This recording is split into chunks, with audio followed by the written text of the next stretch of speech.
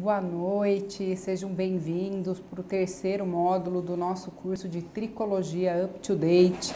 Estou aqui hoje com a doutora Andréia Munk, que é a nossa coordenadora, e a doutora Bel Takemoto, que vai ministrar a aula sobre eflúvio telógeno. Já tivemos a aula com a doutora Lorena, com a doutora Gisele Martins, e temos muitos módulos pela frente. Então, sempre que a gente tiver uma novidade, a gente vai contar para vocês. Obrigada por estar assistindo esse vídeo. E eu já falei um pouquinho que todo esse curso é patrocinado pelo Neocil, nosso produto super tecnológico, que a gente entrega para vocês todo mês, a nossa força de vendas. Uma novidade, gostaria de falar rapidinho sobre o programa USK+. Se você prescrever para o seu paciente a caixinha com 90 comprimidos, ele vai pagar menos de R$200 se você prescrever 2 comprimidos por dia e menos de R$100 um comprimido por dia. Então vale super a pena, o produto está mais acessível para o seu paciente poder ter adesão ao tratamento. E para você entender um pouquinho melhor sobre ele, eu vou chamar o vídeo do Neocil e daqui a pouquinho a gente já volta com o nosso curso. Muito obrigada. O planeta Terra. Mais de 510 milhões de quilômetros quadrados de área. Resultado de uma combinação de elementos químicos indispensáveis para a natureza, para a evolução, para a vida e para a tecnologia. E no centro de tudo isso está o silício. O silício é o segundo elemento mais abundante encontrado na crosta terrestre, totalizando mais de 28% da sua massa. Ele é encontrado desde a areia das praias até na cerveja, passando por frutas, peixes e uma infinidade de formas no reino vegetal, animal e mineral. O silício tem um papel biológico fundamental para o ser humano, principalmente no tecido conjuntivo, sendo indispensável a síntese das fibras de colágeno e de elastina e a resistência e ancoragem capilar. Porém, para que o silício faça efeito, é necessário que ele se apresente ao corpo em sua forma orgânica, protegido, para que chegue aos tecidos ainda ativo, algo não tão simples. Agora, isso se tornou possível graças à Neocil e à exclusiva tecnologia SI Biobetter. SI Biobetter é o silício orgânico desenvolvido de maior biodisponibilidade, estabilizado e protegido por colágeno marinho hidrolisado, que forma sobre ele uma proteção efetiva, preservando-o até a sua liberação. Com a entrega íntegra do ativo no couro cabeludo, SI Biobetter pode então entrar em ação com a dose adequada para um tratamento eficiente, fortalecendo a haste capilar, melhorando a aparência dos fios, sua ancoragem e estimulando a neocolagênese tipo 1, assim como a produção de glicosaminoglicanos. Neocil ainda contém em sua formulação biotina, vitaminas A, E, C, ferro, zinco e as vitaminas do complexo B. Neocil e a exclusiva e inovadora tecnologia SI Biobetter foram desenvolvidas pela MD Medical Doctors e USK Dermatology. Neocil com ativo exclusivo SI Biobetter, a inovação exclusiva para a ancoragem e reestruturação dos fios.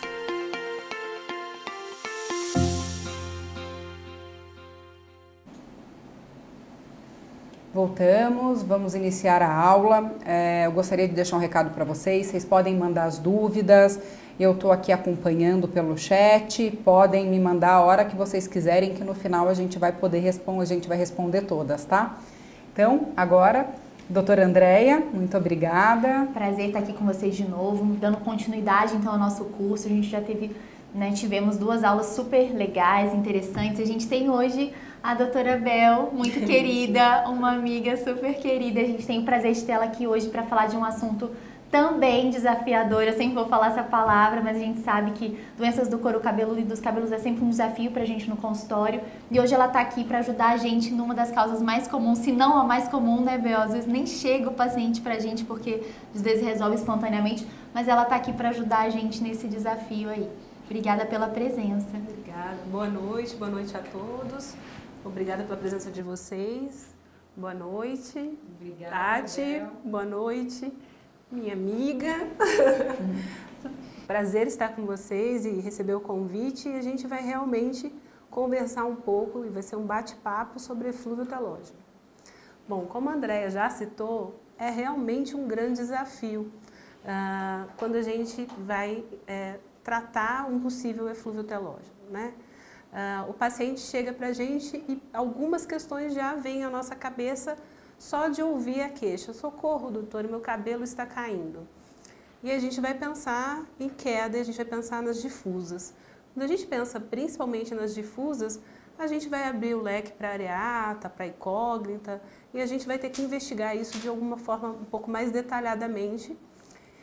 E se há um conflito, se há uma necessidade até de que aqui se propõe, por exemplo, uma nova classificação para eflúvio telógeno, imagine então nós lá atendendo no consultório diante das nossas dificuldades. Então, a gente fez um roteiro de aula tentando abordar um pouco o diagnóstico diferencial e como é que a gente pode pensar no raciocínio diagnóstico a respeito.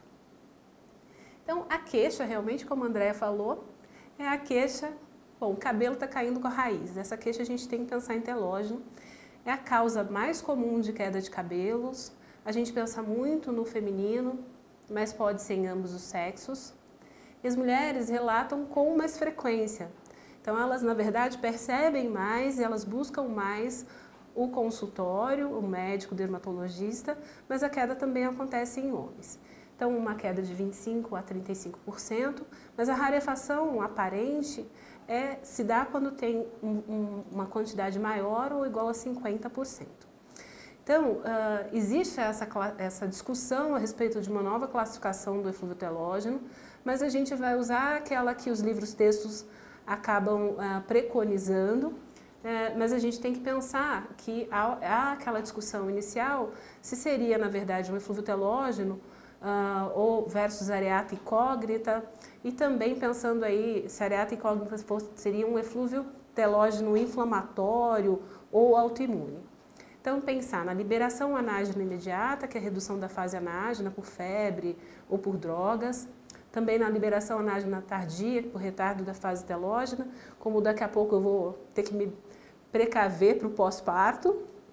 No ciclo anágeno curto, geralmente é idiopático, está relacionado com o eflúvio telógeno crônico. Então, são aquelas mulheres, principalmente, que trazem essa grande questão de mecanismo de reentrada de eflúvio e que, às vezes, a gente não acha uma causa. Então, a gente tem que esclarecer isso para o paciente, dizer que, dentro do padrão que ela faz, talvez seja uma normalidade até para ela. Liberação telógena imediata, encurtamento dessa fase telógena, também por drogas.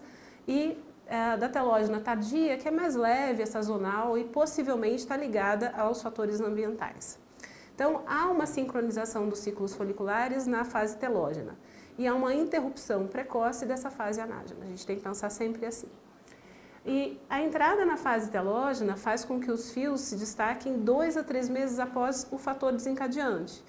Então, o que chega para a gente, na verdade, é um indício de que houve algum evento prévio.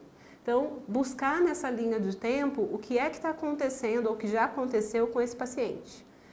Quando a gente for investigar, principalmente a clínica é sempre soberana, então a amostra da queda, as fotos, os fios que os pacientes trazem, perceber que tem uma densidade reduzida e aí em até 50% para que a queixa se torne muito aparente. Em 30% a tricodínia. Nos homens, principalmente acontece na fase de alopecia androgenética precoce. Não é incomum o paciente vir ao consultório por um eflúvio telógeno e a gente dá também o diagnóstico de alopecia androgenética.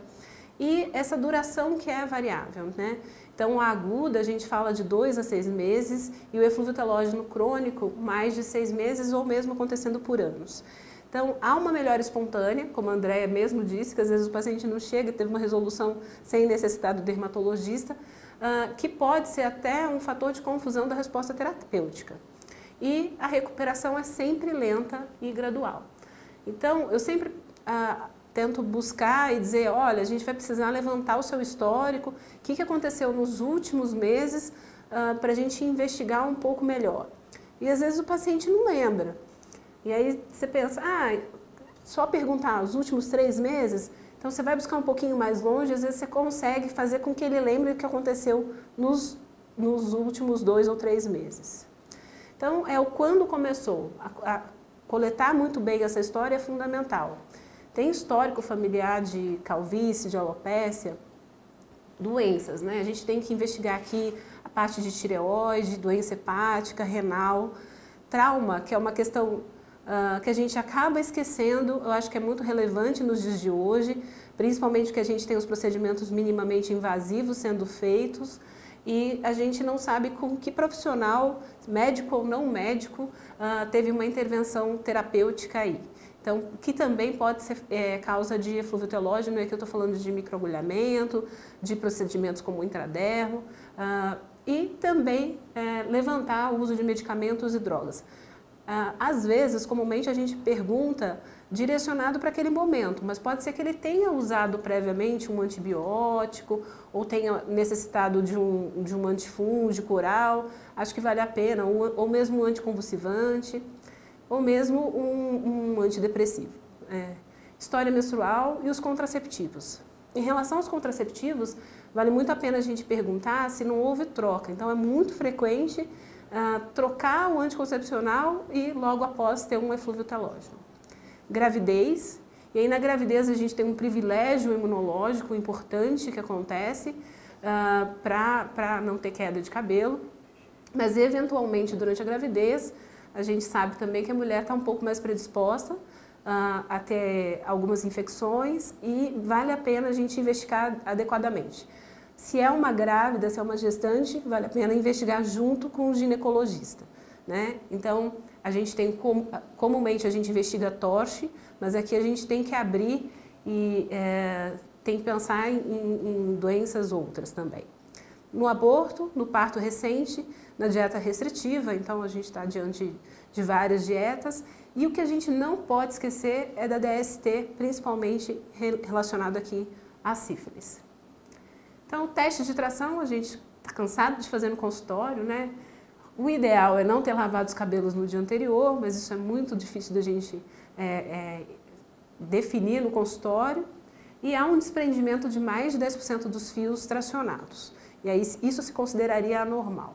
Mas há uma discussão muito grande a respeito dessa positividade do teste e recentemente se publicou esse artigo mostrando que não existem critérios de validação e diretrizes no pré-teste de forma clara. Então, o que se buscou? Se buscou quantificar os valores do teste de tração normal do cabelo e elucidar o efeito da lavagem e escovação nesse pré-teste. E o impacto da textura dos fios e estilo de vida também tentou se examinar aqui. Então, um N considerável de 181, completaram um questionário registrando dados demográficos, medicamentos e saúde e a história do cabelo. E foi realizado um único teste de tração no vértice do couro cabeludo. Então, o número médio de fios removidos foi de 0,44. E não houve diferença significativa no número médio de cabelos removidos, independente de quando os participantes lavaram ou escovaram seus cabelos. E os valores do teste de tração capilar foram semelhantes entre cabelos com textura caucasiana, asiática e afro. E não houve diferença significativa nos valores do teste de puxar, né, no pull test, entre participantes que não tomavam medicamentos que afetavam a perda do cabelo e os que não tomavam esses medicamentos. E os penteados apertados não influenciaram os valores do teste de puxar o cabelo. Então, pensando aí numa alopécia de tração. Então, quais são as limitações desse estudo? A lavagem dos cabelos e a escovação dos participantes não foram controladas durante esse estudo, mas essa informação foram documentadas e analisadas segundo eles. E os valores normais para o teste de puxão, ou teste de tração, ou pull test, o cabelo deve ser reduzido para 2, segundo eles, ou menos fios. Então, aquilo que a gente tinha de um valor, né, e a atual restrição que a gente tinha de valor de pelo menos uns 10% / 5 fios, eles consideraram aí 2 fios ou menos em 97,2% dos participantes. E a atual restrição de 5 dias na lavagem dos cabelos, pré-teste, segundo eles, poderia ser reduzida e a escovação poderia também ser permitida. Então lembrar, né, que quando a gente está diante de eflúvio telógeno, a gente tem essa haste, esse fio como se fosse um cotonete. É importante a gente tentar entender a queixa do paciente, às vezes ele traz um montante de fios ou mesmo tirar fotos do que teve de queda durante o banho ou mesmo durante 24 horas. A avaliação e o segmento desse eflúvio é fundamental, então tem aí uma discussão a respeito dos valores de normalidade de 60 a 100 fios e no eflúvio telógeno de 100 a 200 fios, mas principalmente fazendo aqui um diagnóstico diferencial com areata. E eu acho que é vantajoso ter essa tabela desse artigo da Toshi e colaboradores, mostrando o que teve de queda mesmo, de uma forma visual. Então, assim, esse é um artigo que ajuda, principalmente nessa queda feminina, né? Porque elas trazem um padrão e às vezes a gente tem que contabilizar isso para ter uma noção para onde a gente está pensando de raciocínio diagnóstico. Então, talvez imprimir e deixar no consultório seja uma boa dica para, naquele primeiro momento, quando ela já não quantificou ainda, você ter uma noção do que está acontecendo e também para segmento da terapêutica ou de como é que está evoluindo isoladamente, mesmo sem terapêutica, o eflúvio.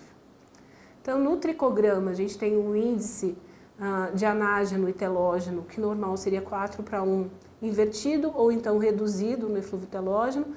A dermatoscopia ela é fundamental. Você pode perceber fios em crescimento, mas também você pode fazer o diagnóstico aqui diferencial com uma areata incógnita. Então, achou um black dot e tenta biopsiar ali em cima. E biópsia é quando longos períodos de queda, com dificuldade de determinar a causa, né? Não é no primeiro evento de eflúvio telógeno, principalmente no agudo, que a gente vai biopsiar. Então, pode ter uma relação invertida do anágeno para o telógeno e de terminais velos de 6 a 8:1. E na biópsia, o que pode ser encontrado, principalmente no eflúvio telógeno crônico, são tratos fibrosos sem folículo piloso. Uma grande questão é a respeito do eflúvio telógeno laboratorial. O que você vai pedir de laboratório para esse paciente? Então, sempre se direcione pela clínica, né? Pesquisa de causas mais frequentes. Aqui a gente tem que ser, às vezes, meio Sherlock Holmes. E cuidado com essas investigações extensas. Por quê? Porque a gente vive um momento de tudo pode ser câncer, né? E aí você pode fazer uma cancerofobia no paciente. Lembrar que é interessante demais, esse é um artigo que até está na aula, né, do Nelson, né, André?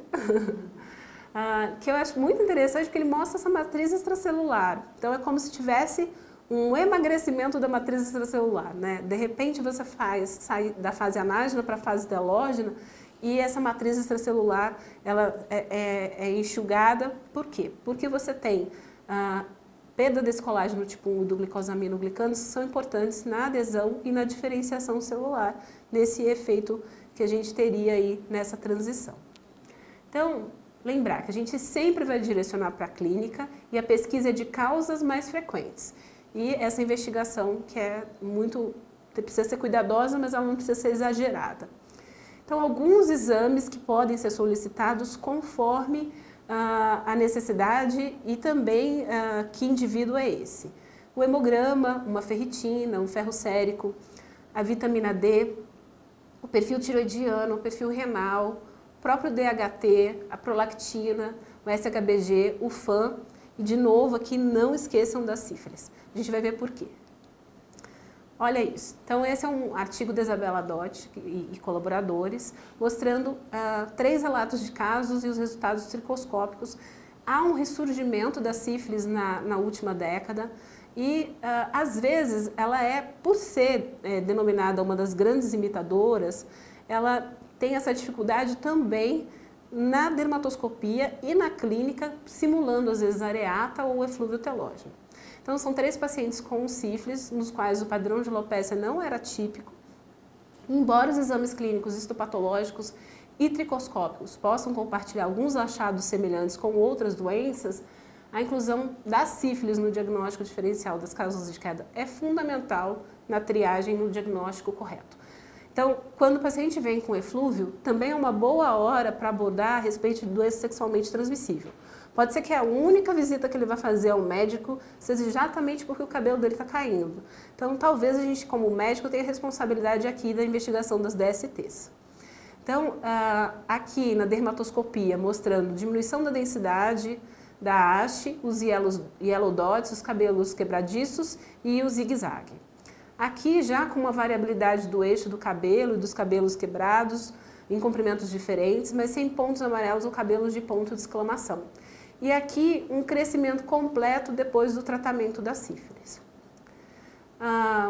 Nessa busca por achar novidades e como se sugere aqui up to date, encontrei essa descrição de sinal de transição da cor, ou o que aqui a gente fica se perguntando se seria uma resposta àquele primeiro slide em que há uma discussão se precisaria uma nova classificação a respeito do eflúvio telógeno.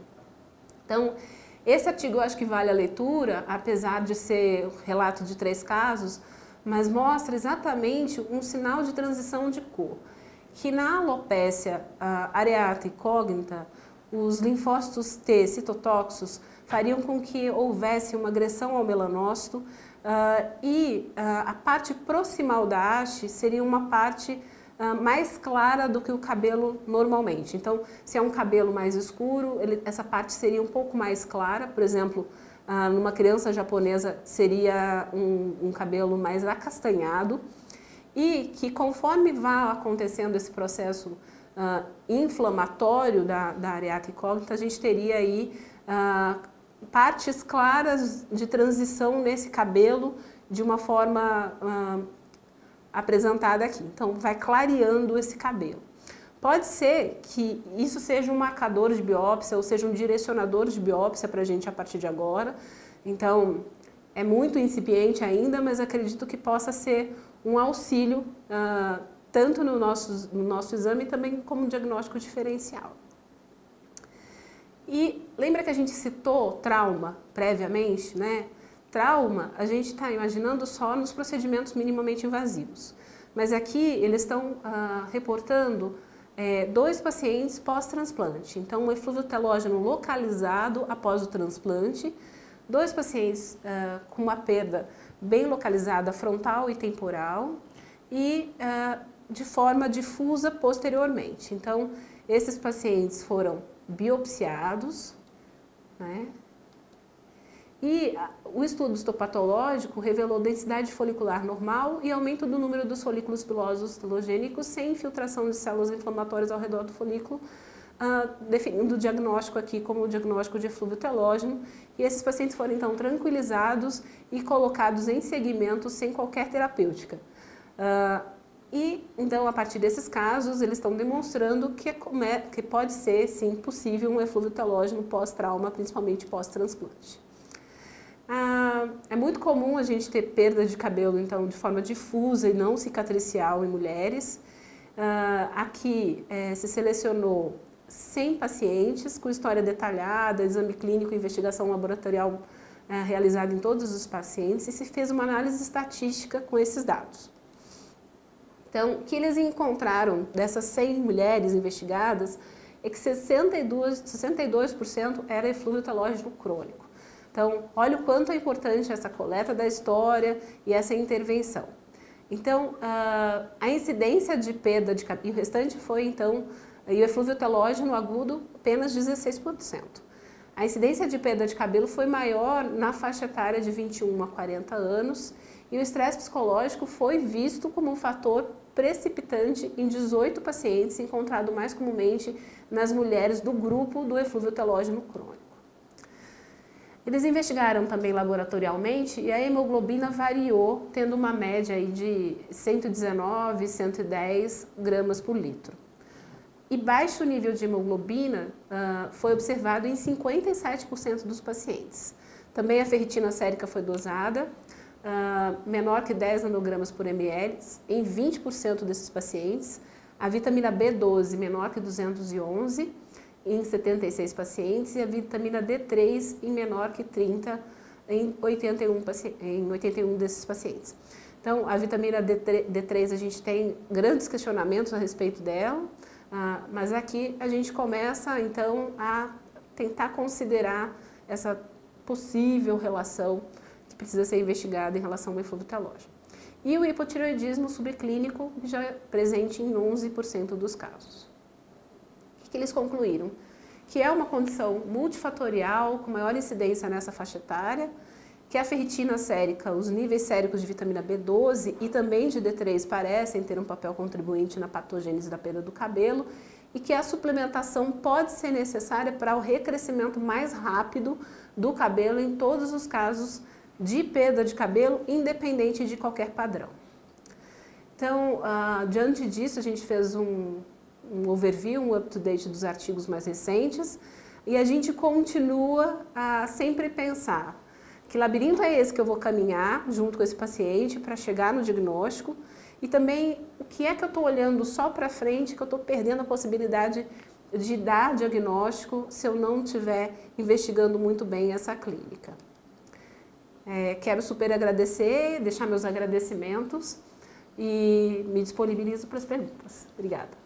Parabéns, Bel, excelente aula. Agora, como é de praxe, a gente sempre gosta de fazer algumas perguntinhas no final, assim, uma coisa mais prática, apesar da sua aula já ter sido, né, bem prática. Mas, assim, no seu dia a dia, Bel, você pede, assim, exames laboratoriais, né, para o paciente, claro, quando a gente está investigando. Quais exames você pede, assim? Qual é a sua rotina? Eu acabo direcionando muito pela clínica do paciente. Então, se é um paciente, por exemplo, que teve um histórico prévio de uma febre, uma anemia, eu vou direcionar para aquele quadro. Mas, em geral, eu peço hemograma, ferritina. Eu não consigo, às vezes, deixar de investigar a parte hepática, TGO e TGP, principalmente porque a gente, se for intervir, talvez a gente precise dessa via, né, da P450. Eu também solicito, como eu atendo muitos homens, eu acabo solicitando a parte de DST com bastante frequência. Eu tenho surpresas no consultório e acho que a gente tem que ter isso em mente. Solicito a parte do anticorpo, a parte tiroidiana, né? E dependendo do quadro em relação à parte hormonal, FSH, LH, DHT, isso vai ser mais que norteado pelo padrão da clínica deles, tem uma alopecia androgenética ou não. E, às vezes, na coleta da história, se tem uma dor articular, se tem um eritema malar, aí eu acabo pedindo um FAM.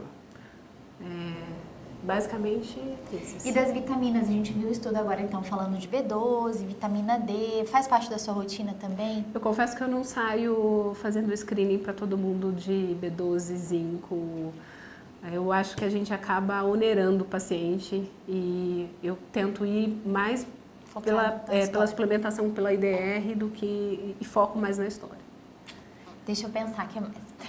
O que você vê de mais comum, assim, de causas de eflúvio para você? O que chega mais para você da sua experiência clínica mesmo, assim, dessas causas que você citou hoje pra gente aqui? Eu atendo muito eflúvio telógeno crônico. Então, mulheres com troca de anticoncepcional e, muito frequentemente, eu atendo doença autoimune no consultório. Então, às vezes, eu acabo me surpreendendo com doenças autoimunes, seja ela Sjögren, seja ela uma artrite reumatoide, mas disparado, troca de anticoncepcional. Mulher que vinha com anticoncepcional durante um bom tempo, parou, ou então trocou. Essa parada, quando você começa a ter um sangramento maior, a ferritina também bem baixa. Então, acho que a gente tem que abordar sempre, é aquilo que eu falei, a clínica sempre vai ser soberana e vai orientar muito a gente. Eu fico com receio dessa questão da hipersolicitação de exames, né? Então, eu fico com bastante critério para poder solicitar. Mas é isso. Obrigada, é isso. Achei excelente a aula.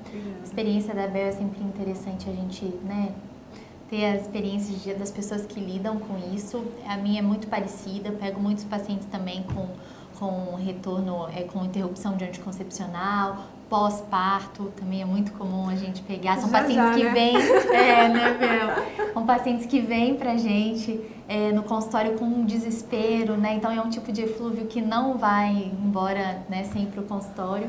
Mas esse é o nosso dia a dia, eu também peço as vitaminas, eu acho que a gente sempre tem que focar na história. E é isso, o eflúvio vai ser sempre um desafio pra gente. É isso, obrigada pela presença e eu passo a palavra então para a Tati. Muito obrigada, Bel, pela aula, Tati. Foi excelente. Obrigada, Andréia, mais uma vez. E no próximo mês estaremos de volta com mais um módulo do nosso curso.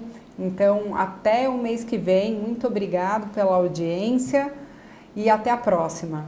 Tchau, tchau, gente. Muito obrigada. Obrigada, tchau, tchau. Boa noite. Boa noite.